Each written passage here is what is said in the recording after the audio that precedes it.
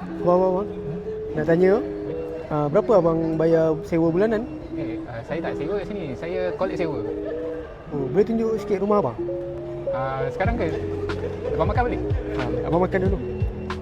Okey, Boleh boleh makan dulu. Sebenarnya saya plan nak duduk sendiri, tapi tak jadi sebab saya rasa macam nak buat investment. Sebab location ni memang nice sangat sebab dekat dengan PICC. Yang paling best dekat property ni sebab dia ada operator Airbnb yang tolong running kita punya unit lah. So maksudnya kalau contoh macam ada orang yang first time investor, macam saya dah orang kata season investor lah, tapi kalau contoh untuk first time investor atau baru second house nak ada satu Airbnb unit yang kita sendiri tak payah running tapi dah ada operator yang tolong carikan tenant dan sebagainya, dan memang dia terkenal lah dekat KL. Dia punya next project ni yang dekat PICC ni. Abang. Saya nak tengok rumah yang abang collect sewa tu boleh? Boleh. Jom. Wah, cantik kata bang. Biasa je. Okay, so ni unit yang saya tu lah yang saya cakap saya collect sewa tu. So tu dapur dia. So dia ada yard.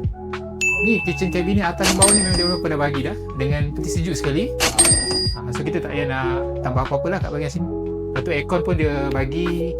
Aircon dekat living satu, dekat master. Master kita memang besar. So memang nice, memang cantik.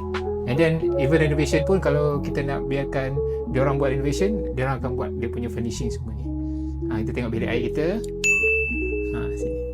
So memang 5 star lah. Memang 5 star punya finishing untuk kita punya bilik air. So of course sini kita ada balcony. Ni balcony dia. Tak besar sangat lah tapi just nice. And then ini common bathroom dia. So memang nice sangat. Dia full size lah. And then memang 5 star punya bilik semua ni. And then ni bilik yang kedua. Bilik kedua ni muat untuk single, super single. Dan seterusnya bilik yang ketiga. So bilik ketiga ni luas lah. Sana ada tingkap. Ni contoh dia punya ruangan dia. Kalau dah furnish macam ni lah. Okey bang, saya nak tanya, dalam semua yang abang tunjuk tadi, apa yang paling best, yang paling abang suka? Paling saya suka ni, self check-in punya kiosk ni. So kita punya client tu dia boleh terus register dekat apps dan dia boleh ambil terus dia punya access kat sini lah. So kita tak payah nak ada orang dekat kaunter ke ambil ke semua. So very hassle free lah. Saya dah. Awak bila lagi?